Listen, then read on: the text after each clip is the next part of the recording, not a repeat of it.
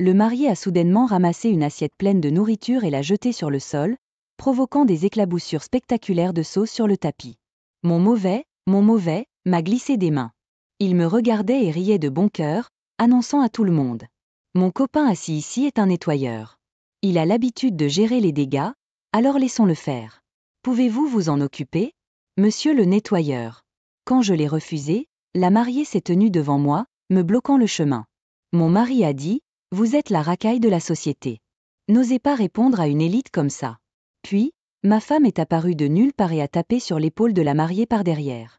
Avec un sourire radieux, a-t-elle déclaré, je vais demander à mon père d'effacer le siège du marié au travail. Juste après ces mots, les mariés ont été confrontés à une réalité choquante, les faisant s'effondrer à genoux.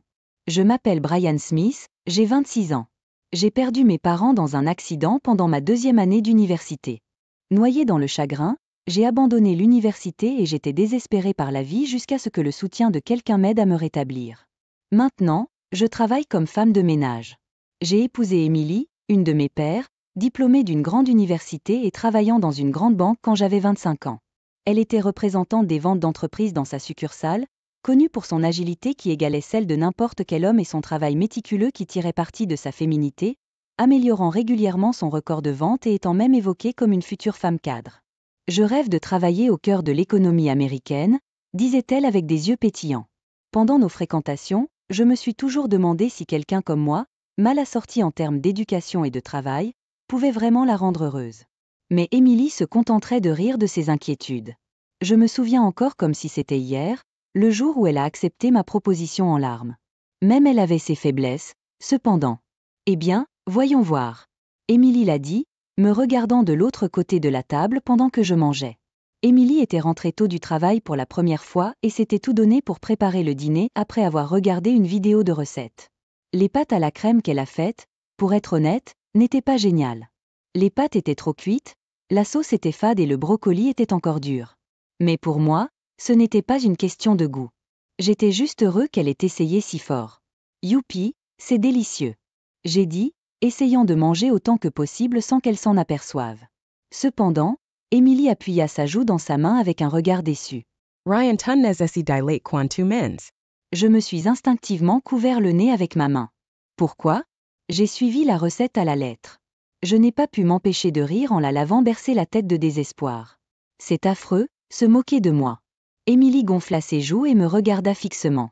Oh, J sweetie soul J pins is just K2A ties as I mignon. Vous êtes bon dans votre travail et gérez tout si bien, mais il semble que la cuisine soit votre seul point faible. Elle croisa les bras et me regarda sévèrement, comme si elle s'analysait elle-même, après que j'ai dit cela. Vous savez, mes parents sont divorcés, n'est-ce pas? Ma mère m'a accueillie mais était trop occupée par le travail et ne cuisinait pas beaucoup. Nous avions principalement des plats à emporter ou des repas à l'extérieur, donc je n'ai jamais été intéressée par la cuisine. Alors vous voyez, c'est la faute de mon père si je ne sais pas cuisiner. J'ai regardé ma femme qui faisait la moue et lui ai demandé quelque chose que je m'étais toujours demandé. Et, as-tu déjà vu ton père? Je l'ai rencontré une fois quand j'ai rejoint la banque. Nous nous parlons au téléphone plusieurs fois par an. Il vaut mieux le voir quand on le peut.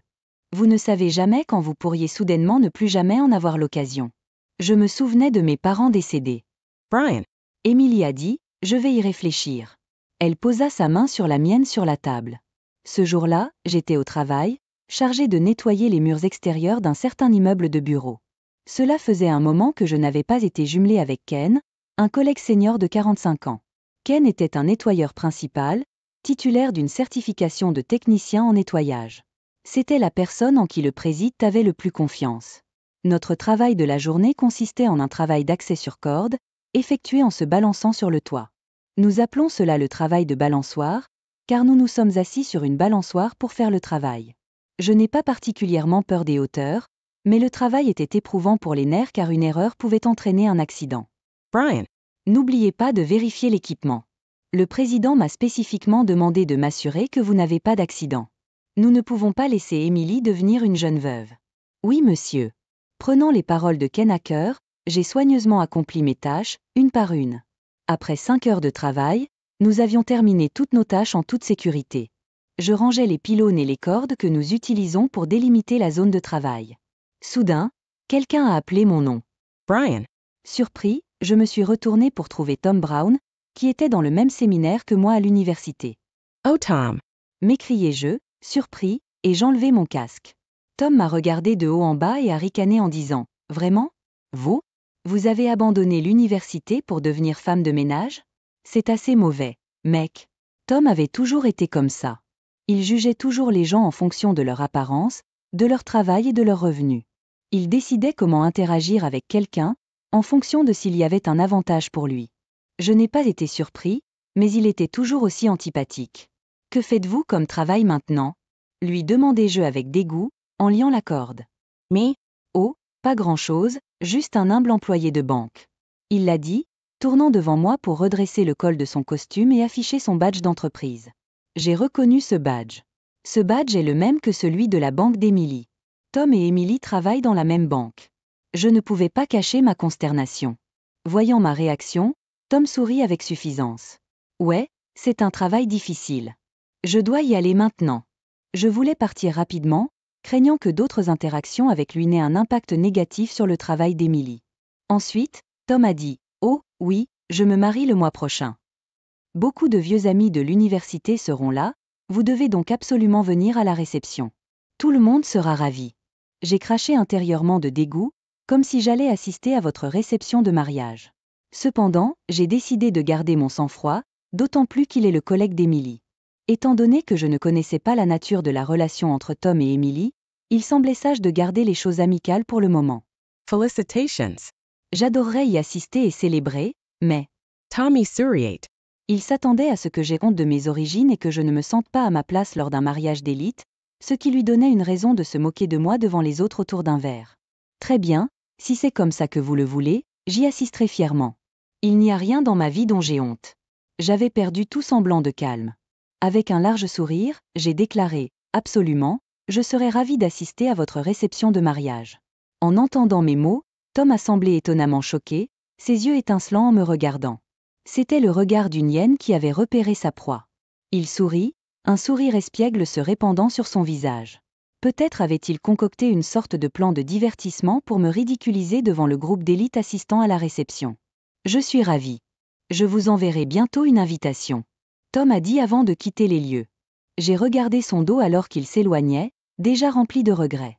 Plus tard, j'ai reçu une invitation à la réception de mariage de Tom. Pas question, Brian, tu connais Tom Brown. Le soir, comme je préparais le dîner dans la cuisine, Emily rentra à la maison et s'écria en voyant l'invitation qui m'était adressée sur la table au milieu du courrier. Nous étions dans le même séminaire à l'université. Il travaille dans la même banque que vous, Emily, et le connaissez-vous ? Le connaissez-vous ? C'est mon père, et il a été transféré dans notre branche en même temps que moi. Nous travaillons ensemble dans les ventes aux entreprises maintenant, alors regardez, dit Emily en sortant sa propre invitation de son sac pour me la montrer. Allons-nous tous les deux à la même réception de mariage ? Apprenant que Tom et Emily étaient dans la même succursale et s'occupaient des mêmes ventes d'entreprise, j'ai regretté encore plus d'avoir accepté l'invitation. Le monde est vraiment petit, hein ? Dire que Tom est un de vos amis, Brian. À partir de maintenant, peu importe à quel point cela m'irrite, j'essaierai de ne pas le repousser et de travailler à la construction d'une meilleure relation. Dit Emily d'un ton réfléchi en dînant. Que entendez-vous par là ? J'étais curieux et j'ai demandé. Eh bien, en fait, Emily m'a ensuite partagé ses expériences entre elle et Tom. Tom, également dans la vente aux entreprises, avait l'habitude de mépriser les autres en raison de leurs antécédents familiaux ou de leur éducation, rabaissant souvent ses collègues et ses juniors. Cette attitude a perturbé la cohésion d'équipe, aggravé l'atmosphère de travail et eu un impact négatif sur le travail des personnes dénigrées. Emily, qui avait obtenu le meilleur rendement des ventes en sortant d'une université prestigieuse, n'était pas méprisée. Cependant, il lui a dit de manière flagrante que vous utilisez les femmes comme des armes, et il l'enviait. De plus, Tom était connu pour accorder des prêts agressifs aux clients pour atteindre les quotas de vente, et il a crié « Ne dépassez pas vos limites en tant que femme », quand Emily l'a subtilement mis en garde une fois. Je suis désolée de dire cela à propos de votre ami, mais c'est le pire. C'est pourquoi j'ai décidé de rester loin de lui. Ce n'est pas mon ami. Dis-je en claquant ma fourchette, incapable de cacher ma colère. Je ne pouvais pas cacher ma colère face à l'histoire d'Emily. Tom, mais je pensais que tu étais assez proche pour être invité à son mariage. C'est bon. Ce gars est pourri depuis nos années d'université. Il vaut mieux que nous gardions nos distances à partir de maintenant. Je suis désolée de vous avoir mis mal à l'aise. Je l'ai dit comme si je le crachais. Pourquoi vous excusez-vous, Brian? Emily se mit à rire en me regardant avec curiosité. D'habitude, je ne montre pas d'émotion négative devant Emily, alors elle semblait un peu surprise aussi. Oui, vous avez raison. Je me suis empressée de sourire pour me couvrir, mais je ne pouvais pas cacher mon agitation. Je ne pouvais pas supporter le comportement frivole de Tom, se moquant des femmes, sans savoir comment Emily rentre à la maison épuisée au point d'être épuisée après avoir travaillé tard tous les jours. Emily n'est pas le genre de personne à utiliser sa féminité comme une arme. Sa sincérité, directe en tout, est quelque chose que je connais mieux que quiconque. J'ai rencontré Emily il y a 3 ans, alors que je nettoyais les sols d'un certain bâtiment. Ce bâtiment, qui abritait plusieurs grandes entreprises, était un grand bâtiment avec des contrats pour le nettoyage régulier, en plus de l'entretien quotidien. Ce jour-là, il s'agissait de nettoyer les sols des espaces communs, comme les halls et les couloirs. Comme il s'agissait d'une tâche en semaine et à midi, le hall a été divisé en 2 avec du ruban adhésif pour assurer une zone piétonne, et le travail a été effectué à l'aide d'une machine spécialisée. Les travaux progressaient sans heurts et les sols sales retrouvaient rapidement leur éclat. J'adore ce moment de retour en arrière. Juste un peu plus, allons de l'avant. Je me suis murmuré pour me gonfler. Puis, un jeune employé d'une entreprise, revenant de l'extérieur, est passé. Au moment où il est passé à côté de moi, il a négligemment jeté le sac poubelle qu'il portait sur le sol, où le détergent avait été appliqué. Jetez ça aussi. L'homme a dit. Je l'ai ramassé et j'ai regardé à l'intérieur. C'était un déjeuner laissé par un dépanneur et une canette de café vide, probablement d'une pause dans un parc pendant ses tournées. Attendez. J'ai appelé le dos de l'homme, mais le jeune homme s'est éloigné sans se retourner. J'étais furieux, mais je ne voulais pas causer de problème dans le contrat de nettoyage de l'immeuble, alors j'ai décidé de le supporter et de retourner au travail. À ce moment-là, une femme m'a arraché le sac poubelle des mains et a couru après l'homme. « Veuillez patienter !» cria-t-elle en se précipitant sur le jeune homme. J'ai regardé avec étonnement. Vous devriez nettoyer vos propres déchets. Même les enfants de maternelle le savent. La femme a dit cela, repoussant le sac poubelle vers l'homme qui attendait l'ascenseur. À contre-séhur, l'homme l'a pris et est monté dans l'ascenseur. La femme a alors couru vers moi, en souriant, et a dit « J'étais athlète d'athlétisme quand j'étais étudiant. » J'ai été instantanément captivé par son sourire insouciant. Ce fut le coup de foudre pour moi. Et puis, à tâtons, nous avons échangé nos coordonnées. C'était la première fois de ma vie que quelque chose comme ça se produisait. Ce fut ma rencontre avec Emily. Emily, pleine d'un sens de la justice, pouvait voir les choses clairement. Ma femme n'est pas quelqu'un avec qui on peut se moquer de la racaille comme Tom. Je m'inquiétais seulement de protéger Emily de tout autre inconfort causé par Ethan. Dois-je annuler notre participation à l'événement de Tom même maintenant? Mais annuler à ce stade pourrait gêner l'autre partie. Tom ne sait probablement pas que nous sommes mariés, donc agir comme des étrangers à la réception serait peut-être préférable. Nous nous sommes mariés alors que vous étiez à la succursale précédente, donc vos collègues ne me connaîtraient pas non plus. C'est ce que j'ai dit à Emily. Je ne voulais pas l'accabler de plus de soucis, d'autant plus qu'elle traverse déjà une période difficile. Pourquoi? Pourquoi voudriez-vous cacher quelque chose comme ça? Emily parrot perplexed. C'est compréhensible puisqu'elle ne connaît pas la situation. C'est juste pour éviter tout problème. Ce n'est pas grave, non? Voyant mon visage sérieux, Emily a accepté à contre-séhur. Le jour du mariage, la réception de Tom a eu lieu dans un grand hôtel de New York, en présence de 500 invités, un événement à grande échelle. L'épouse de Tom était une femme de 23 ans nommée Marissa, apparemment la fille d'une famille riche qui possède une chaîne de restaurants. Il y avait des VIP présents, probablement des associés du père de la mariée, ainsi que des personnalités influentes de la ville. J'étais assis à une table pour les amis du marié. Emily, assise à une table pour les associés de la banque un peu plus loin, tenait notre promesse d'agir comme des étrangers. Dès que j'ai pris place à une table pour 8 personnes, j'ai reçu des regards froids de l'entourage de Tom. Puis ils m'ont souri tout en se tenant au courant de leurs activités récentes. Les noms de grandes entreprises comme les grandes sociétés de valeurs mobilières, les entreprises de construction et les sociétés commerciales ont été mentionnés dans la conversation. Parmi eux, un homme nommé Clint, assis à côté de moi, a entamé une conversation. Ça fait un moment, Brian. Cela fait 6 ans que vous avez quitté l'université, n'est-ce pas? Que fais-tu? Clint était le seul gars décent à qui parler ici. La rumeur dit qu'il a créé sa propre entreprise à l'université et qu'il possède maintenant une société d'identification. Salad Clint. Ça fait un moment. Je travaille maintenant dans le nettoyage. Salad Clint. Repose-toi, mec. Avant que je puisse terminer, l'un des gars m'a coupé la parole. N'avez-vous pas pitié de lui? Un décrocheur vivant comme nettoyeur, essayant de se fondre dans les élites. Laissez-le tranquille. Puis les autres ont souri et ri en me regardant. Je ne peux pas croire qu'il ait eu le culot de se montrer. La honte de notre collège. Ils ont dit assez fort pour que je l'entende. Clint m'a regardé, perplexe, alors j'ai fait signe que j'allais bien. Même après l'entrée des mariés et le début de la réception, les attaques verbales contre moi n'ont pas cessé. J'étais préparée à cela, étant l'ami de Tom, mais je ne pouvais pas comprendre. Pourquoi ils ont rabaissé mon travail? Clint murmura, ne vous en souciez pas, et le sourire était la seule consolation. Cela s'est produit lorsque les mariés sont venus à notre table pendant le service aux bougies. Brian, merci d'être venu aujourd'hui. Je suis content que vous soyez ici. Tom a dit en me souriant. Felicitations. J'ai dit cela et j'ai également hoché la tête à la mariée. La mariée, Marissa, semblait jeune et jolie à première vue, mais on avait l'impression que sa beauté était masquée par le maquillage. Ce qui me dérangeait le plus, c'était sa façon apparemment inintelligente de parler. Merde, mon bras est fatigué. Tom, fais-le par toi-même. Marissa gonfla ses joues comme une enfant, disant qu'avec trop de rougissement, elle avait l'air d'avoir les oreillons. Marissa, chérie, juste un peu plus longtemps. D'accord, faisons de notre mieux. Tom l'apaisa d'une voix ronronnante, tandis que les autres à la table échangeaient des regards et gloussaient. Je retenais aussi mon rire. Puis Tom m'a soudainement accusé, Brian, tu as juste ri, n'est-ce pas, avec son visage diabolique et pâle. Pas vraiment. Je me demandais si mon rire intérieur s'était échappé d'une manière ou d'une autre sans que je m'en aperçoive. Puis Tom a brusquement attrapé une assiette de nourriture à moitié mangée devant moi et l'a jetée sur le sol. Aïe, non. Marissa hurla d'une voix ressemblant à un cri. La sauce éclabousse le tapis coûteux sur le sol. Mon lit m'a glissé des mains. Tom rit d'un air moqueur en me regardant. Les gens des tables voisines ont tourné leur attention vers nous, se demandant ce qui se passait.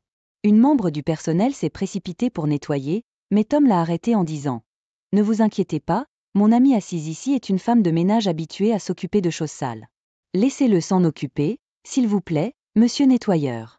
Mais nous ne pouvons pas demander à vos invités de le faire. » Alors que le personnel féminin hésitait, Marissa est intervenue, a fait ce que Tom a dit et a renvoyé le membre du personnel. J'étais plus que fâchée, simplement abasourdie. Marissa me regarda avec un rire moqueur, tout comme Tom. Vous êtes tous les deux un couple parfait l'un pour l'autre. Je me suis murmurée en riant, quoi? Le visage de Tom est devenu aigre lorsqu'il m'a confrontée. L'ignorant, je me suis levée et j'ai conseillé aux membres du personnel. Pour les premiers soins, veuillez humidifier un chiffon avec de l'eau tiède, le tremper avec un détergent neutre et le tapoter pour transférer la tâche sur le chiffon. Il est préférable de le faire nettoyer par un professionnel dès que possible. Puis je me suis tournée vers Tom, le regard fixe, et j'ai dit, je suis un professionnel du nettoyage. Si vous voulez que je nettoie pour vous, venez dans mon entreprise et faites une demande officielle. J'ai jeté une serviette sur la chaise et j'étais sur le point de partir. Puis Marissa m'a bloqué le chemin, mon mari t'a traité de poubelle sociale. Ne pensez pas que vous pouvez défier vous-même une élite qui se déchète. Je l'ai regardée, m'émerveillant de voir à quel point elle était différente d'Emily, une créature complètement différente. Puis j'ai remarqué Emily debout derrière la mariée. Emily. Surpris, j'ai regardé Emily tapoter doucement l'épaule de la mariée et annoncer avec un sourire éclatant que je vais demander à mon père d'effacer le siège du marié au travail. Marissa lui secoua la main, déconcertée. Quoi? De quoi tu parles? C'est impossible. Et qui êtes-vous? Emily, qu'est-ce qui ne va pas chez toi? Êtes-vous ivre? Gardez votre conversation de sommeil pour le lit. Restez à l'écart si cela ne vous regarde pas. Tom essaya de repousser Emily. J'ai instinctivement bloqué sa main, m'avançant pour protéger Emily. Le nom de jeune fille d'Emily était Wilson, et elle l'utilisait professionnellement. Sunvray Pair, le directeur de la succursale bancaire, est Damon Apro en Riant. La tension emplit instantanément l'air. Le sens de la justice que vous avez est vraiment celui de votre père, Miss Emily. Le directeur de la succursale. Je m'excuse de vous avoir montré une scène aussi disgracieuse. Le directeur, regardant Emily avec un sentiment de regret, ajouta, je sais que tu es occupé, mais essaie d'appeler ton père de temps en temps. Il semblait seul quand je l'ai vu au siège récemment. Ah, oui, je le ferai. Dit Emily L.R. Jean. Le directeur de la succursale, de vous accueillir ici aujourd'hui. Tom a clignoté, a essayé de s'avancer, me poussant sur le côté, mais le directeur l'a ignoré et m'a parlé. Oh, Brian, Ça fait un moment. Comment va la présidente Carole? Quoi? Tom me regard absurdi. Désolé pour la salutation tardive, directeur de succursale. Ma tante est toujours aussi énergique et travaille dur tous les jours. Le directeur hocha la tête avec un sourire. J'ai entendu dire qu'elle lançait une nouvelle entreprise liée à l'aide sociale. Elle est ravie de vous avoir comme successeur. Cela donne plus de sens à son travail. Tom et Marissa nous regardèrent avec stupéfaction. Le directeur de la succursale est le père d'Émilie. Cette personne n'est pas seulement une femme de ménage. Le directeur de la succursale dit avec un regard exaspéré, « Ce que vous ne saviez pas, son père est M. Wilson, le chef du département des ressources humaines. Cet homme, Brian Smith, est le neveu du président de Smith Corporation, qui possède de nombreuses filiales liées au service de nettoyage, et il est le prochain président. Il est aussi le mari d'Émilie. » Quoi? Le responsable des ressources humaines, le prochain président et son mari? Tom pâlit et recula en titubant de panique. Marissa avait l'air tout aussi écorchée. Mais il portait un uniforme de travail, nettoyant le bâtiment. Lorsque Tom m'a pointé du doigt, le directeur de la succursale m'a regardé avec admiration et a dit : « La politique du président est que les cadres impliqués dans la gestion doivent suivre plusieurs années de formation sur le terrain. Comprendre les difficultés du domaine est considéré comme crucial pour la gestion de l'entreprise. C'est vraiment une entreprise remarquable. » Puis, se tournant vers Tom, il a poursuivi : « Smith Corporation est un client important pour notre succursale. Si cet incident entraîne une cessation d'activité, vous serez sans aucun doute mis à la porte. Et si vous avez également fait mauvaise impression sur le directeur des RH, il n'y a pas moyen de vous sauver. Eh bien, faites de votre mieux avec votre charmante mariée où que vous alliez. » En riant, déclarant qu'il avait un autre rendez-vous, le directeur de la succursale s'est excusé. « Directeur de succursale, attendez. » Tom et Marissa se retournèrent timidement vers nous. « Eh bien, Brian et Émilie, je veux dire. » Tom se força à sourire gêné, regardant d'avant en arrière entre nous. « Désolé, Tom, mais nous allons prendre congé maintenant. En tant que prochain président, je dois discuter du changement de notre banque principale avec notre président. » J'ai dit et Émilie a ajouté : « Je dois aussi me dépêcher d'appeler mon père. » Tom s'accroche désespérément à nous. « Allez, Émilie, s'il te plaît, Brian, n'es-tu pas mon ami ? Nous sommes amis, pas question. Ne me faites pas rire. » J'efface la main de Tom et lui dis : « Tu es foutu. » Tom s'effondre à genoux, abattu. Émilie et moi partons ensemble, nous éloignant de la scène. Alors que nous ouvrions les portes pour quitter la salle, nous avons entendu les cris de Marissa derrière nous. « Quoi ? Vous vous faites virer de la banque ? Ce n'est pas une blague. Annulez le mariage tout de suite.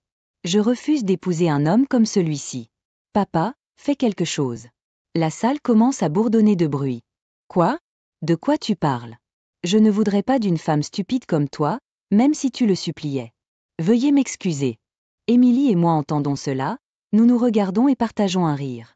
Nous avons pris un taxi à l'hôtel, sommes descendus dans un dépanneur près de chez nous et avons acheté des sandwichs et de la bière au lieu du repas français complet manqué. Nous sommes rentrés tranquillement à la maison, baignés par le coucher du soleil, comme si nous étions à un rendez-vous pour la première fois depuis un moment. Êtes-vous d'accord avec la façon dont les choses se sont déroulées ? Tout le monde à votre banque a découvert votre père. J'ai posé cette question à Émilie à mi-chemin d'un pont sur une petite rivière. J'ai grandi en voyant ma mère lutter après leur divorce, ne pardonnant jamais à mon père d'être un bourreau de travail et de négliger sa famille. C'est pourquoi j'ai travaillé jusqu'à la mort, en choisissant un poste de carrière généraliste, même quand il disait que c'était impossible pour une femme, pensant que je ne perdrais pas contre les hommes, contre mon père. Elle le dit avec des yeux lointains. Puis elle continua.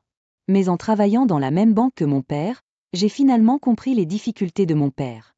Il a dû avoir du mal aussi. J'espère donc construire une bonne relation avec mon père à partir de maintenant. Émilie s'appuya sur la balustrade, regardant la rivière scintiller au coucher du soleil. Puis elle se tourna vers moi. Je peux penser de cette façon grâce à toi d'être toujours là pour me soutenir doucement. Merci, Brian. Le sourire d'Émilie, teinté de la couleur du soleil couchant, m'a fait rougir un peu. Ensuite, dînons avec ton père un jour. Émilie hoche joyeusement la tête à ma suggestion. Quelques jours plus tard, selon ce qu'Émilie m'a dit, la réception de mariage de Tom s'est avérée être un désastre complet. Ce n'était pas seulement les mariés. Une bagarre massive a éclaté impliquant leurs parents et leurs proches, qui étaient contre le mariage depuis le début. Naturellement, la réception a été annulée et le couple s'est séparé peu de temps après, entraînant l'effondrement de leur relation. Quant à Tom, il a ensuite été transféré à une filiale de la banque. On dit qu'il est complètement hors de la piste pour la promotion maintenant. Depuis cet incident, Tom semble être devenu une personne beaucoup plus calme. Mais les gens peuvent-ils vraiment changer cela rapidement? Je parie qu'il ne faudra pas longtemps avant que ses vraies couleurs ne se montrent à nouveau. Quelques années plus tard, Emily a été transférée au siège social, où elle s'est épanouie dans le groupe de carrière du service des ressources humaines, organisant des formations et des programmes externes pour soutenir l'avancement des employés. Elle consacrait également ses efforts à la création d'un environnement de travail où les femmes pouvaient équilibrer le travail et l'éducation des enfants, devenant ainsi un point focal pour les médias en tant que femme cadre. Quant à moi, après avoir terminé ma formation sur le terrain, j'étais sous l'aile du président, recevant une éducation formelle pour lui succéder. Vous commencez vraiment à avoir l'air de la partie dans un costume. J'aimerais que mon frère et ma belle-sœur puissent vous voir maintenant. Vêtu d'un costume inconnu, je passais mes journées à accompagner le président lors de visites chez les clients. De temps en temps, il disait quelque chose comme ça et avait les larmes aux yeux. Un soir, en rentrant chez moi, je me suis retrouvée à regarder le soleil se coucher depuis le pont habituel. Dernièrement, je me sens particulièrement reconnaissant d'avoir un travail épanouissant. J'aimerais pouvoir dire à mon moi plus jeune que tu avais abandonné l'université et que tu étais désespéré de la vie après la perte soudaine de mes parents. Votre avenir est très heureux. Brian. J'ai entendu quelqu'un appeler mon nom et je me suis retournée pour voir Emily, marchant vers moi avec un sourire, agitant la main. Bienvenue. Vous êtes rentrée tôt aujourd'hui, n'est-ce pas? Emily s'est approchée de moi avec une légère rougeur et m'a dit. Aujourd'hui, j'ai quitté le travail tôt et je suis allée chez le médecin. Quoi? Vous vous sentez bien? Demandai-je avec surprise. Emily ne répondit pas directement mais, avec un grand sourire, sortit une échographie de son sac. Elle en a ensuite couvert la moitié de son visage et m'a regardée avec des yeux larmoyants. Je suis enceinte de 3 mois. Submergée de joie, j'ai instinctivement serré Emily dans mes bras. Nous allons être parents. Emily a dit avec des larmes dans la voix. Oh, comme j'aimerais pouvoir raconter mon passé. Je suis incroyable. Nous allons divorcer. Je n'ai pas besoin d'une femme qui abandonne son mari.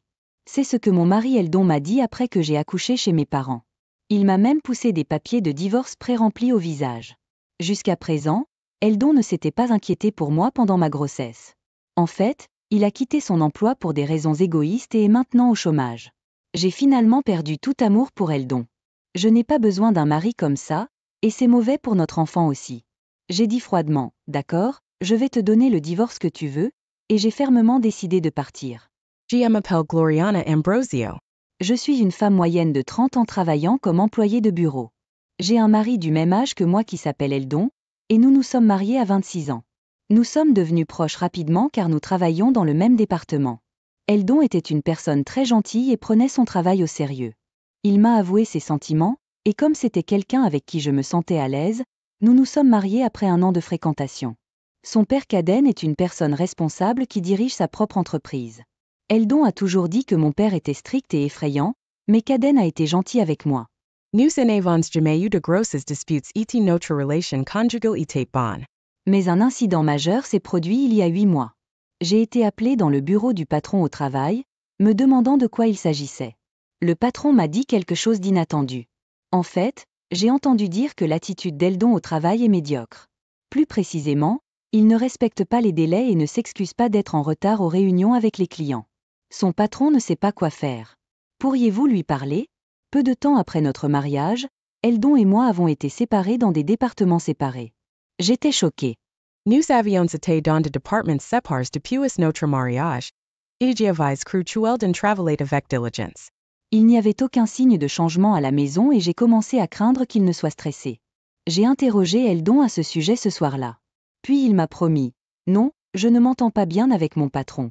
Je vais lui parler et le résoudre, et je changerai d'attitude. Mais 1 semaine plus tard, il est rentré à la maison et m'a dit, j'ai quitté mon emploi. Je ne peux plus travailler sous ce patron. J'ai vérifié auprès de son patron, et c'était vrai. L'attitude professionnelle d'Eldon s'était détériorée depuis qu'il avait rejoint ce département. Il ne réfléchit pas à ses actions et ne trouve que des excuses. Cela a conduit à une dispute et il a démissionné. Pour mémoire, le patron d'Eldon est apprécié et respecté dans l'entreprise. Il était naturel de penser que le problème venait d'Eldon. Pourtant, il semblait regretter d'avoir démissionné. Je suis désolé pour le problème. Je trouverai bientôt un autre emploi, a-t-il dit. Je pensais que les choses iraient bien, mais c'était un vœu pieux. 1 mois passa, et Eldon ne fit que se plaindre. Aucune entreprise ne veut de moi sans chercher sérieusement un emploi. Je suis diplômée d'une université prestigieuse et j'ai une expérience professionnelle. Il devrait y avoir au moins une entreprise prête à m'embaucher. Quand je lui ai demandé quel genre d'entreprise il voulait, il a répondu, une entreprise sans patron harcelant où je pourrais gagner au moins $5 000 par mois. Je suis allée dans une université prestigieuse. Je devrais être pointilleux. Je pensais que vous étiez beaucoup trop pointilleux. Je voulais juste qu'il travaille comme une personne normale. Mais Eldon a continué à éviter le travail, se retrouvant au chômage complet. J'ai été intriguée par le changement de caractère d'Eldon. Mais un jour, je suis rentrée du travail et j'ai entendu Eldon parler au téléphone. Puisque Gloriana travaille, je n'ai pas à le faire. Je vais juste la convaincre de me soutenir. Je n'aurais jamais pensé que faire semblant d'être sérieux fonctionnerait aussi bien. À ce moment-là, j'ai réalisé que j'étais tombée dans le piège d'une fraude complète. Le vrai Eldon n'était qu'un fainéant qui avait joué le rôle d'un gentil gars. Quand il m'a remarqué, il a essayé de l'ignorer, disant que je plaisantais.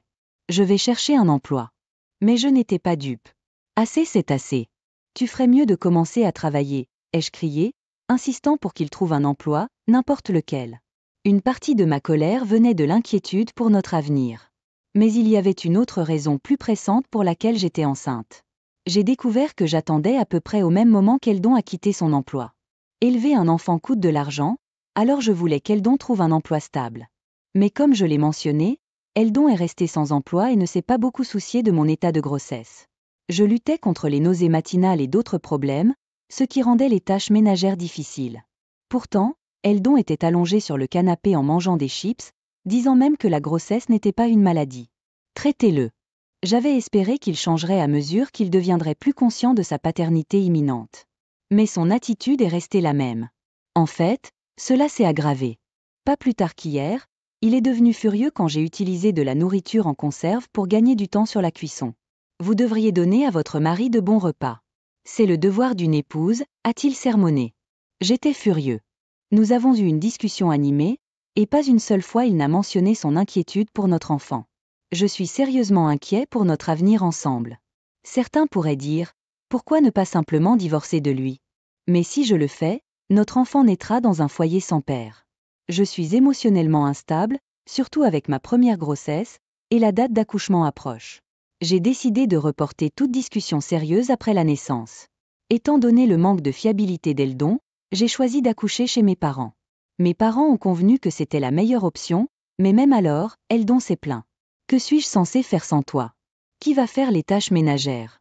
Jean avait tellement marre d'Eldon que je lui ai dit avec colère, tu es un adulte, débrouille-toi toi-même, et je suis allée chez mes parents. Plus tard, j'ai donné naissance à un bébé en bonne santé. Quand je me suis sentie mieux, je suis retournée à Eldon pour la première fois depuis longtemps. Quand je suis retournée chez Eldon après environ 2 mois, la maison était en désordre. Des ordures étaient éparpillées partout et une pile de vêtements gisait, à côté de la machine à laver. Alors que je me tenais là, abasourdi, Eldon est apparu avec les cheveux au lit. Enfin, vous êtes de retour. Il y a quelque chose dont je veux parler. Eldon sortit un document avec un sourire malicieux. Il s'agissait d'une demande de divorce pré-remplie. Je divorce de toi. Je n'ai pas besoin d'une femme qui abandonne son mari. En entendant cela, mon amour pour Eldon s'est complètement évaporé. Je me suis dit que je n'avais pas besoin d'un mari comme celui-ci, et qu'il avait une mauvaise influence sur notre enfant. J'ai dit froidement, d'accord, tu vas divorcer, et j'étais déterminée à partir. Pourtant, Eldon est resté provocateur. Tu le regretteras si tu divorces de moi maintenant. Remplissez votre partie. Je lui ai arraché les papiers du divorce et les ai remplis immédiatement. J'ai décidé de les emmener directement au palais de justice. Au revoir alors. Je reviendrai pour mes affaires plus tard. Ne jetez rien. J'ai quitté la maison et je suis allée directement au palais de justice. Le divorce a été finalisé et Eldon et moi sommes devenus des étrangers. Je suis retournée chez mes parents et j'ai décidé d'élever mon enfant avec eux. Je ne voulais pas rester dans une maison remplie de mauvais souvenirs, et élever un enfant seul était intimidant. Mes parents sont dignes de confiance et c'est réconfortant de les avoir à mes côtés. La vie est devenue une joie quotidienne, de voir mon enfant grandir tout en relevant les défis de la nouvelle maternité. Cependant, 1 mois après le divorce, Eldon a soudainement appelé le téléphone fixe de mes parents. J'avais bloqué son numéro sur mon portable, mais j'avais oublié de bloquer la ligne fixe. Et, quand est-ce que tu reviens? J'ai du mal ici. Confus, répliquai-je. Quoi? Nous sommes de étrangers maintenant. Je ne reviendrai jamais. En entendant cela, Eldon commença à paniquer. Attendez, vous avez en fait déposé les papiers de divorce. Oui, vous vouliez divorcer, n'est-ce pas? Je suis sur vous depuis un moment maintenant. Alors je l'ai soumis il y a un mois. En entendant ma réponse directe, Eldon est devenu furieux. Pourquoi les avez-vous déposés? J'essayais juste de te faire peur pour que tu reviennes et que tu prennes soin de moi. J'étais complètement dégoûtée par sa logique tordue. Que vous soyez sérieux ou non, je n'ai pas l'intention de me réconcilier avec vous. Tu es inutile depuis que je suis tombée enceinte. Qui voudrait être une famille avec un homme comme ça? J'ai compris. Désolé. J'ai réfléchi à mes actions. Revenez, s'il vous plaît. J'ai vraiment du mal financièrement. Il faisait semblant d'avoir des remords maintenant. Nous avons réglé nos biens lorsque nous avons divorcé, et comme je l'ai déjà dit, vous êtes un adulte, débrouillez-vous. J'ai crié et j'ai raccroché le téléphone. J'ai immédiatement bloqué son numéro pour éviter d'autres appels. Je pensais que c'était la fin, mais un mois plus tard, par un dimanche après-midi paisible, la sonnette a sonné. C'était Eldon. Ne voulant plus avoir affaire à lui, mes parents et moi avons essayé de faire comme si nous n'étions pas à la maison, mais Eldon a constamment frappé à la porte d'entrée. Et, je sais que tu es là-dedans. Sortir. Ne voulant pas déranger les voisins, je suis allée à contre-séhur répondre à la porte. Eldon se tenait là, maigre et mal rasé. Je n'avais pas vu Eldon depuis 2 mois, et j'ai été choquée de voir qu'il ressemblait à un vagabond. Sans demander, il entra dans la maison et s'assit avec arrogance sur le canapé. Gloriana, j'ai besoin d'argent. Seulement 1000 $. J'ai vraiment du mal ici. Alors pourquoi ne trouvez-vous pas de travail? Vous avez un diplôme d'une université prestigieuse et vous n'êtes pas trop vieux pour travailler. Agacée, j'ai dit cela et Eldon a commencé à expliquer. En fait, j'ai décidé de gagner de l'argent grâce à l'investissement. Travailler un travail régulier est pour les imbéciles. J'ai trouvé un conseiller digne de confiance en ligne, donc je vais bien. Je suis toujours dans le rouge parce que je viens de commencer, mais on me dit que cela deviendra rentable.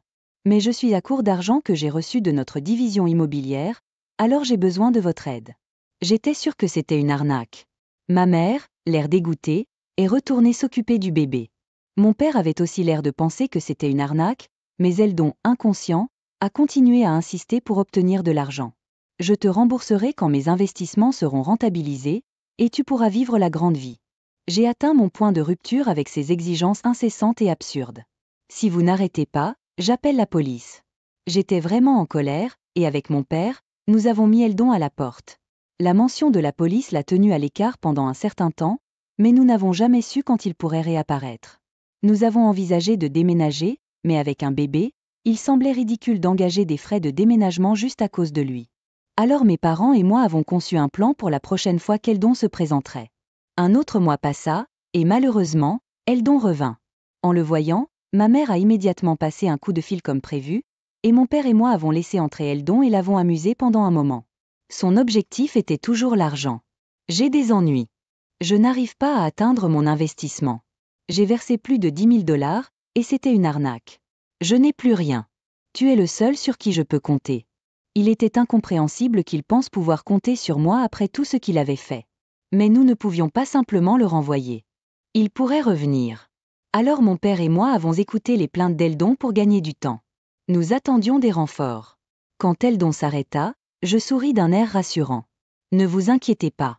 Je vous aiderai à trouver un nouvel emploi et un logement. Le visage d'Eldon s'illumina, ne sachant pas mieux, vraiment. Oui, vraiment. Juste à ce moment-là, la sonnette retentit. J'ai vérifié et laissé entrer le visiteur. C'était la personne que ma mère avait appelée. En voyant le visage de l'homme, Eldon se figea. Papa, ma mère avait appelé le père d'Eldon, Caden. En fait, mes parents et moi avions consulté Caden au sujet de notre problème d'Eldon.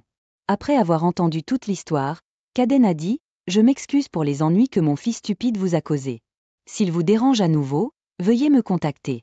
Je viendrai le chercher immédiatement. » Nous avons donc décidé d'appeler Caden la prochaine fois qu'Eldon se présenterait.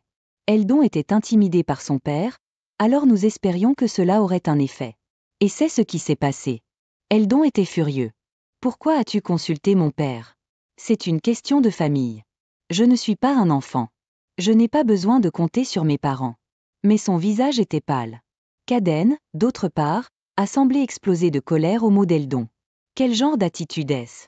Après avoir causé tant de problèmes, Vous avez fait quelque chose de si terrible que même vos parents doivent intervenir.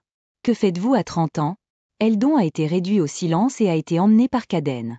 Après cela, Eldon a commencé à travailler comme aide général dans l'entreprise de Caden. Il est strictement formé aux bonnes manières et à la façon d'être un être humain décent. De plus, son patron direct est assez strict, et si Eldon se relâche ne serait-ce qu'un peu, il se fait gronder. La vie doit être infernale pour Eldon, et son salaire est inférieur à celui de l'époque où il était un employé régulier. Avec des dettes à payer, il ne lui reste pas grand-chose. C'est loin de son rêve de gagner 5 000 $ par mois sans patron lancinant, et cela doit être difficile. Mais il a provoqué cela sur lui-même, alors je veux qu'il souffre. Quant à moi, je suis occupée à élever mon enfant. Mon enfant grandit en bonne santé et fort. La vie est dure, mais mes parents me soutiennent. Il y a beaucoup de parents expérimentés sur mon lieu de travail, ce qui est d'une grande aide. Récemment, je suis allée à l'aquarium avec mon enfant et mes parents. Mon enfant était fasciné par les dauphins qu'il voyait pour la première fois et semblait l'apprécier. Je veux donner à mon enfant diverses expériences et je veux qu'il apprenne beaucoup de choses. J'ai l'intention de faire de mon Emily O. Kevin. Alors que je jouais avec mon neveu dans le parc, j'ai rencontré de manière inattendue mon ancien patron, qui avait brusquement quitté l'entreprise il y a 3 ans. Après avoir pris 2 semaines de congés payés, elle a disparu sans donner de raison.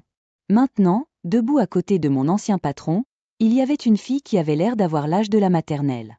À l'époque, je pensais qu'elle était partie pour vivre une vie conjugale heureuse. Je m'appelle Kevin, j'ai 27 ans. Après avoir obtenu mon diplôme universitaire, j'ai rejoint une petite et moyenne entreprise. Je sentais que je pouvais me débrouiller d'une manière ou d'une autre, mais une fois entré sur le marché du travail, j'ai réalisé à quel point j'avais été protégé en tant qu'étudiant. Même en tant que nouvel employé, j'ai compris l'importance de l'initiative et de la proactivité. Cependant, étant timide et réservé par nature, j'ai eu du mal à m'avancer. Mes collègues, qui ont rejoint l'entreprise en même temps que moi, étaient plus extravertis et se sont rapidement liés aux seniors et aux superviseurs. Pendant ce temps, j'avais du mal à poser des questions même lorsque je ne comprenais pas quelque chose et que je suivais, ne sachant pas si je faisais les choses correctement. À ce moment-là, un collègue senior m'a approché et m'a demandé « Comment se passe votre travail ?» C'était Émilie, une aînée de 3 ans. Elle était d'une beauté saisissante et je suis devenu si nerveux en sa présence que j'ai agi maladroitement. Devant ce senior que j'admirais, j'ai tâtonné mes mots en expliquant l'état de mon travail. « J'aurais dû faire plus attention à vous aider, » dit-elle. Même si c'était de ma faute de ne pas avoir demandé conseil, Émilie a immédiatement offert son soutien. À partir de ce moment-là, elle remarquait chaque fois que j'avais des difficultés et venait m'aider. Lors des fêtes d'entreprise, quand je ne savais pas où m'asseoir, elle m'invitait à la rejoindre. D'autres collègues et patrons disaient simplement « C'est un gars calme, et c'est à peu près tout. » Mais Émilie, sans taquinerie, m'a toujours encouragée, en disant « Demandez n'importe quoi et c'est normal de faire des erreurs. » Émilie a été promue superviseur à 28 ans. Après le départ à la retraite de notre chef de département et de Michael, tout le monde a gravi les échelons. Sun surar constant. Sun approche amicali. Sa rapidite d'esprit et sun sens de responsabilités ont fait d'elle. Le choix évident pour la promotion. Même en tant que superviseur, Émilie a continué à soutenir ses subordonnés, y compris moi, et était une présence gentille et fiable. Elle n'a jamais rien dit pour diminuer notre motivation. Grâce à elle, j'ai commencé à prendre confiance en moi et à faire preuve de plus d'initiative. J'ai même commencé à remarquer que je devenais plus proactif. J'étais d'abord réservé, mais petit à petit, j'ai développé la capacité de parler et d'agir, rendant le travail plus agréable. Cependant, 5 ans après avoir rejoint l'entreprise, Émilie a soudainement pris un jour de congé. Elle n'avait jamais manqué le travail pour cause de maladie auparavant. J'ai pensé que c'était inhabituel, mais quand j'ai interrogé Michael sur son absence, il a seulement dit qu'elle se sentait un peu mal, sans fournir de détails ni savoir quand elle reviendrait. Elle pouvait faire une pause pendant un certain temps, j'ai entendu Michael me dire, mais même après une semaine, Émilie n'est pas venue travailler, et une autre semaine s'est écoulée. Un jour, lors de l'assemblée du matin, on a annoncé qu'Émilie avait démissionné. Je pensais que nous avions construit une relation considérable en tant que patron et subordonné. J'ai senti qu'elle aurait pu au moins dire quelque chose avant de partir, et je voulais exprimer ma gratitude pour tout ce qu'elle avait fait pour moi. Après tout, je dois mes progrès à Émilie. Mais mes emails sont restés sans réponse. J'ai même essayé de l'appeler personnellement une fois, seulement pour entendre une annonce que c'était devenu officiel. Je n'ai jamais réussi à reprendre contact avec Émilie. 3 ans ont passé et j'ai eu 30 ans. J'ai continué à aimer mon travail et à mener une vie épanouissante. Pendant la période des fêtes de cette année-là, Ma sœur, qui avait déménagé en Alaska, est rentrée chez elle pour la première fois depuis des années, et nous avons planifié une réunion de famille. Cela faisait des années que je n'avais pas vu ma nièce et mon neveu. Pendant la première moitié des vacances, nous sommes allés faire du tourisme et avons fait un barbecue dans notre jardin. Pour la deuxième moitié, nous avons décidé de nous détendre à la maison. Mais ma nièce et mon neveu énergiques ne pouvaient pas rester assis et voulaient jouer. Alors, avec la famille de ma sœur, j'ai décidé d'aller dans le grand parc près de chez nous. En arrivant au parc, mon neveu m'a tiré avec enthousiasme vers le grand toboggan. Lorsque le toboggan est apparu, son excitation a atteint son paroxysme et il a lâché ma main, courant devant. Pendant ce temps, j'ai appelé les enfants, à tour de rôle, d'accord ? Mais au bas des escaliers du toboggan, il y a eu une petite bagarre entre mon neveu et une fille d'environ la maternelle pour savoir qui irait en premier. Voyant cela, je me suis précipitée vers mon neveu. La mère de la fille s'est également précipitée et nous nous sommes tous les deux excusés, disant que nous étions désolés l'un envers l'autre. Puis, quand j'ai levé les yeux, Émilie, oh, Kevin, elle a répondu. J'ai été vraiment surpris. C'était Émilie, juste devant moi. Pendant un instant, j'ai eu l'impression que le temps s'était arrêté. Comme les enfants avaient besoin d'attention, nos salutations ont été brèves. Bientôt, mon neveu s'est lassé du toboggan et a commencé à jouer dans le bac à sable avec ma nièce et la fille qu'Émilie avait amenée. Ma sœur et son mari ont gentiment proposé de garder les enfants, permettant à Émilie et moi de parler sur un banc voisin. La fille que je pensais être la fille d'Émilie s'est avérée être sa nièce. Émilie avait pensé que mon neveu était mon fils. Nous avons tous les deux ri de notre incomprehension mutuelle. Pensant que l'autre était devenu parent. On dirait que nous sommes tous les deux toujours célibataires. Je pensais qu'elle était ta fille parce qu'elle te ressemble. Voir à nouveau le sourire d'Émilie après si longtemps lui rappela des souvenirs. Mais c'est bon de la voir bien faire. Après une brève pause, j'ai naturellement parlé. J'ai quitté l'entreprise soudainement à l'époque, a déclaré Émilie avec un soupçon de tristesse dans son sourire. Je me demandais pourquoi elle était partie si brusquement. Je voulais demander la raison pour laquelle je n'avais jamais eu de nouvelles à l'époque, mais en voyant le visage triste d'Émilie, j'y ai pensé mieux et je me suis retenue. Émilie, qui regardait sa nièce, semblait plongée dans ses pensées. Puis elle a révélé, en fait, que la mère d'Olivia, ma sœur, est décédée juste après lui avoir donné naissance. Émilie a partagé son histoire avec une expression triste. Sa sœur, une mère célibataire, a eu des complications lors de l'accouchement et est décédée tragiquement. Choquée par cette nouvelle, Émilie a pris un congé du travail. Submergée par le choc, elle n'a pas pu se résoudre à dire que ma sœur était décédée et a plutôt pris un congé payé de l'entreprise. Même après les funérailles de sa sœur, le chagrin de perdre sa sœur n'était pas quelque chose qui pouvait facilement s'estomper, alors elle a pris une autre semaine de congé, invoquant la santé de la piscine. La perte de sa sœur proche a été dévastatrice et ses parents ont été tout aussi brisés. Inquiète de quitter ses parents en deuil, Émilie a décidé de démissionner le dernier jour de son congé. La maison familiale d'Émilie était loin de l'entreprise. Elle sentait qu'elle n'avait pas d'autre choix que de démissionner. En entendant cela pour la première fois, j'étais à court de mots. Finalement, il a été décidé qu'Olivia serait élevée par ses grands-parents. Cependant, Émilie était déterminée à prendre la place de sa sœur. Après discussion, ils ont convenu d'élever Olivia ensemble en famille de 3. Pour faciliter l'éducation des enfants, ils ont déménagé de la ville vers cette zone plus rurale. Par coïncidence, c'était près de la maison de mes parents. Pendant que nous parlions, Olivia est venue et a dit « Amy, on rentre à la maison. » Alors, on t'appelle Amy. J'ai dit avec un sourire involontaire à l'adorable surnom. Émilie rit un peu timidement. Ce grand frère est-il un ami à toi ? Habituée à être appelée Kevin par ma nièce et mon neveu, je me sentais un peu timide d'être appelée grand frère. Oui, je suis une amie d'Amy. Émilie semblait un peu gênée lorsque j'ai utilisé son surnom. Grâce à Olivia, l'ambiance s'est allégée, adoucissant la tristesse antérieure. Cette boîte de réception était amusante. À bientôt. Au revoir. Amy a joyeusement appelé ma nièce et mon neveu, saluant avec un sourire. Puis, elle commença à partir, tenant la main d'Émilie. Émilie, puis-je vous demander vos coordonnées ? Ne voulant pas me séparer tout de suite, j'ai appelé Émilie à la hâte. Il s'est avéré que c'était la bonne décision de lui demander de prendre contact à ce moment-là. Bien que le numéro d'Émilie soit toujours dans mon téléphone, elle avait changé de numéro de téléphone. Si j'avais pensé à envoyer un email plus tard, je n'aurais peut-être jamais revu Émilie. Émilie m'a volontiers donné ses coordonnées. À plus tard. J'ai dit, saluant Olivia alors que nos retrouvailles pour la journée touchaient à leur fin. Même si j'ai échangé des contacts avec Émilie, J'ai eu du mal à savoir quoi écrire. Heureux de t'avoir rencontré aujourd'hui, semblait trop simple, et c'était amusant de jouer ensemble, ne collait pas tout à fait. Je pouvais facilement écrire des emails professionnels, mais trouver les bons mots pour cela était difficile. Je n'arrêtais pas de regarder et de me détourner de mon téléphone. Remarquant cela, ma sœur a demandé d'un ton taquin. Est-ce à propos de cet ancien patron que vous avez rencontré aujourd'hui? Non, ce n'est pas le cas. Ai-je protesté, mais apparemment, c'était écrit sur mon visage. Elle a ri et taquiné. Je pensais qu'elle était ton genre. Ma sœur me connaissait bien. Elle pouvait voir à travers moi. Émilie était vraiment belle. Bien sûr, je ne pensais pas être son égale. Mais l'Émilie que j'ai revue après 3 ans était passée d'une présence sévère à une présence plus douce et plus gentille. Le dernier jour des vacances, je suis allée à l'aéroport pour saluer la famille de ma sœur. J'avais également prévu de rentrer chez moi le même jour.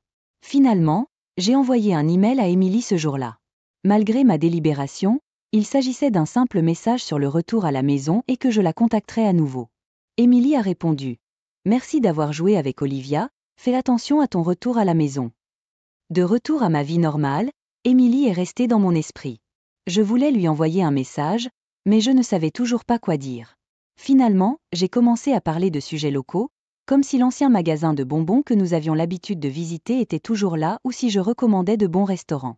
Émilie a partagé ses endroits préférés et les endroits qu'elle visitait fréquemment. Parfois, nous parlions d'Olivia, et bien que nous n'ayons pas eu de conversation profonde, nous échangions des courriels 1 ou 2 fois par semaine. Puis vinrent les vacances de Noël. Je n'étais pas toujours rentrée chez moi pour les vacances de Noël chaque année, mais cette fois, je suis revenue le premier jour de la saison des fêtes. Bien que cela puisse sembler irrespectueux envers les ancêtres, ma véritable raison de rentrer à la maison était le désir de voir Émilie et Olivia. Salut, Kev, Olivia est plus avec un sourire éclatant. Ce soir-là, j'avais pris rendez-vous avec Émilie et Olivia près d'un dépanneur près de chez moi. Olivia avait exprimé le souhait d'aller au marché de Noël avec moi, alors nous sommes partis tous les 3 ensemble. Tenez-vous la main parce qu'il y a du monde. Émilie a dû toujours lui dire cela. Olivia tenait fermement la main d'Émilie et la mienne. Ce n'était que la 2e fois que je rencontrais Olivia, mais elle était incroyablement amicale et adorable. Sautant entre Émilie et moi, elle a dit avec enthousiasme. J'ai tellement hâte d'aller au marché de Noël, le marché où j'allais chaque année quand j'étais enfant. En voyant les étals, j'étais moi aussi excitée, nostalgique. Décoration de sapin de Noël, lait de poule, loterie de jouets. Chaque fois qu'Olivia disait « je veux boire ceci » ou « je veux essayer cela », je me joignais à elle et je m'amusais avec elle. Lorsque j'ai proposé de payer pour les friandises d'Olivia et d'Émilie, Émilie a essayé de refuser, mais j'ai insisté « c'est bon, j'adore le marché de Noël », donnant une raison quelque peu gênante. J'étais juste heureux d'avoir ces retrouvailles après une si longue période et je voulais en faire au moins autant. Voir Olivia et Émilie sourire tout le temps était plus que suffisant pour moi. Cette nuit-là, avant d'aller dormir, j'ai reçu un email d'Émilie. Dans l'email, elle a partagé comment Olivia n'arrêtait pas de parler de tous les moments amusants et heureux de la journée jusqu'à ce qu'elle s'endorme, souriant et disant qu'elle voulait jouer à nouveau avec moi. Le lendemain, j'ai reçu un email avec un dessin qu'Olivia avait fait avec des crayons. C'était une représentation colorée des étals du marché et de nous 3 se tenant la main, marchant ensemble. À ce moment-là, j'ai eu l'impression d'avoir gagné une autre nièce, chérissant le dessin avec l'affection d'un oncle. Mais peut-être que je développais déjà un autre type de sentiment pour Émilie. À l'approche de Noël, je me suis retrouvée à penser à un cadeau pour Olivia, mais aussi à Émilie. Puis vint Noël. Comme j'étais en congé, je suis allée rendre visite à Émilie et Olivia. J'ai évité de visiter ma maison familiale et je me suis dirigée directement vers notre lieu de rendez-vous près de la gare locale. Nous avions convenu de nous retrouver pour profiter de l'événement de Noël que est derelate devant la gare. C'était une autre des demandes d'Olivia que nous satisfaisions. Quand Olivia m'a vue, elle a couru avec un sourire, appelant Kev, et m'a conduit avec enthousiasme à Émilie. C'était la première fois que je voyais Émilie et Olivia depuis les dernières vacances de Noël. En voyant leurs visages rayonnants, Émilie avec un foulard blanc et le comportement énergique d'Olivia, j'ai ressenti un sentiment de soulagement. Joyeux Noël, Olivia, ai-je salué, lui tendant le cadeau de Noël que j'avais apporté. Les yeux d'Olivia brillèrent lorsqu'elle le reçut, disant merci, avec un grand sourire, le tenant soigneusement à 2 mains. Émilie a dit à Olivia, tant mieux pour toi, puis s'est tournée vers moi avec un sourire, en disant, merci, elle a semblé légèrement désolée, froissant un peu son visage. En fait, Émilie savait ce qu'il y avait dans le cadeau d'Olivia. J'avais lutté pour savoir quoi lui offrir et j'avais secrètement demandé à Émilie ce qu'Olivia pourrait aimer. Au début, Émilie hésitait à me le dire, mais au cours de notre conversation par email, Olivia a exprimé le désir d'aller à l'événement de Noël à la gare. En entendant parler de l'événement, peut-être en se souvenant de notre temps au marché de Noël, Olivia a dit « Je veux jouer à nouveau avec Kevin ». Cela me donna un bon prétexte pour me rencontrer, et fit aussi que l'arrangement de son cadeau se passa bien. Les lumières de Noël éblouissantes étaient enchanteresses. J'ai pris une photo d'Émilie et Olivia devant un grand sapin de Noël. Ils ressemblent vraiment à un beau couple mère-fille, ai-je pensé. Voulez-vous que nous prenions une photo ? Nous avons été approchés par un jeune couple, probablement des étudiants, qui nous a proposé de nous prendre en photo. Répétez-le, nous pouvons prendre une photo de famille pour vous. Alors pourquoi ne pas nous rejoindre ? Émilie et moi échangeâmes un regard perplexe. Émilie semblait aussi perplexe que moi. Puis Olivia, souriante, nous a fait signe. Je me suis accroupie maladroitement à côté d'Olivia. Avec Olivia, Émilie et moi avons également dit fromage et avons pris la photo. Après avoir exprimé nos remerciements au couple, nous avons regardé la photo qu'ils ont prise pour nous. Montrez-moi, a dit Olivia, et alors que je lui montrais la photo, mes yeux ont rencontré ceux d'Émilie. Elle m'a souri. Je me suis demandé si sa légère timidité n'était que mon imagination. Est-ce que j'imaginais sa timidité ? La photo de nous trois, pendant ce temps passé ensemble, m'a rempli de bonheur et de chaleur, puis j'ai décidé qu'il était temps de partager quelque chose d'important avec elle. Après avoir dîné dans un restaurant décontracté, j'ai ramené Émilie et Olivia, endormies, chez elle. Olivia s'était endormie dans les bras d'Émilie, épuisée par l'excitation. Quand nous sommes arrivés à la maison, Émilie est sortie tranquillement de l'entrée. Elle a mentionné que sa mère l'avait remarqué et avait pris en charge le fait de mettre Olivia au lit. Nous nous sommes assis sur un banc dans un petit parc en face de la maison d'Émilie, et j'ai pris un moment pour rassembler mes pensées. J'ai sorti un petit paquet de mon sac et l'ai tendu à Émilie comme cadeau de Noël. Pour moi, s'exclama-t-elle de surprise et de plaisir. Puis-je l'ouvrir ? Demanda-t-elle. Comme je disais oui, Émilie ouvrit soigneusement le petit paquet. C'est magnifique, a-t-elle dit. Le cadeau était un collier avec un petit diamant, un cadeau pour Émilie. C'était un design simple, mais je l'avais soigneusement choisi, pensant qu'il conviendrait à Émilie. Elle regarda le collier avec plaisir, mais son expression portait aussi un soupçon de confusion. Émilie, je sais que tu fais de ton mieux en tant que mère d'Olivia, mais puis-je être à ses côtés aussi ? Lui demandai-je, exprimant mes sentiments que je méditais depuis longtemps. Émilie me regarda avec surprise, puis avec un regard sérieux, ses yeux se remplissant progressivement de larmes. Elle baissa les yeux, se mordant la lèvre et regardant au loin, apparemment perdue dans ses pensées. D'après son profil, elle semblait être plongée dans ses pensées. Au bout d'un moment, elle parla. « Je suis désolée et merci. Je suis vraiment heureux de savoir ce que tu ressens, Kevin. Pour être honnête, je suis attirée par vous aussi. Tu as été gentil avec Olivia et moi, et nos échanges de courriels ont été une partie réconfortante de ma journée. J'ai été reconnaissant de t'avoir dans nos vies, mais je veux élever Olivia correctement. Je ne suis peut-être pas sa vraie mère, mais j'ai l'intention d'être à ses côtés comme si je l'étais. Donc, je ne peux pas vous rendre l'appareil, je suis désolée, mais merci. » Émilie a essayé de mettre fin à une conversation là, mais je ne parlais pas par mitige. Je croyais comprendre à quel point Émilie chérissait Olivia grâce à nos échanges réguliers de courriels, même si nous ne nous étions réunis que depuis moins d'1 an. Je savais que même si le mariage était dans notre avenir, devenir parent de quelqu'un nécessite un engagement important. Peu importe si Émilie, Olivia et moi aurions ce genre de relation à l'avenir, mon désir de soutenir leur bonheur était sincère. J'ai fait part de mes sentiments directement à Émilie. Même si ce n'est pas en tant qu'amant, je veux toujours être là pour toi et Olivia. Je suis peut-être plus jeune et moins fiable, mais je veux être de votre côté. C'est tout. Après que j'ai parlé, Émilie, les larmes coulant sur son visage, a hoché la tête et a dit « Merci ». Après cela, nous avons dîné dans un restaurant et sommes devenus assez proches pour nous rencontrer plusieurs fois par an. Nous trois, Émilie, Olivia et moi-même. Par la suite, nous avons continué à nous rencontrer plusieurs fois par an.